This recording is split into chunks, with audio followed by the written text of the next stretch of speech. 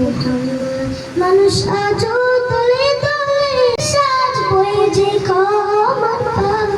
মানুষ আজও তলে তলে চলে দেখানো পথে তার, খুঁজে নিয়ে জীবনের সাজ বয়ে যে ক্ষমার পাহাড়। মেঘে ঢাকা আকাশে তিনি তো চাঁদ। আল্লাহ